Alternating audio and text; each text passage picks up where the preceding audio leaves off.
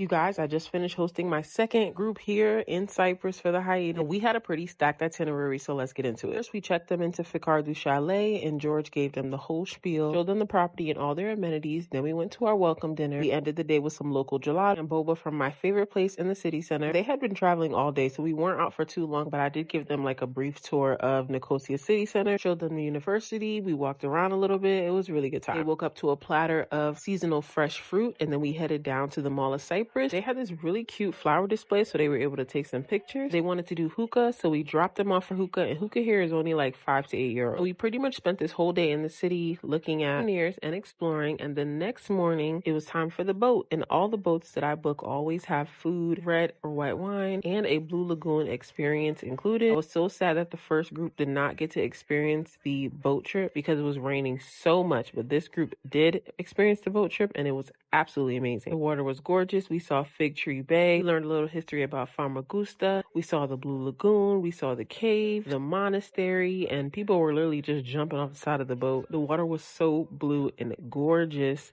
This water in the Blue Lagoon really reminded me of when I visited Bimini. It was stunning, very chill, very nice. And after being on the boat for pretty much the whole day, we grabbed a bite to eat. And then as we were driving home, we actually drove through an area that looked like there was a festival happening. And it was the beginning of the Cataclysmos Festival, which will be happening for 6 whole days here. So our next group will also be experiencing this. They were able to pick up some goodies from the festival. I took them to the spa. Then we hit the beach so we could do their drone photo shoot. And then our host and the owner of the Fikardu Chalet, he offered to cook for us on the last night. And that was so nice. We had a traditional Cypriot dining experience. This was such an amazing trip. Stay tuned for clips from the next one.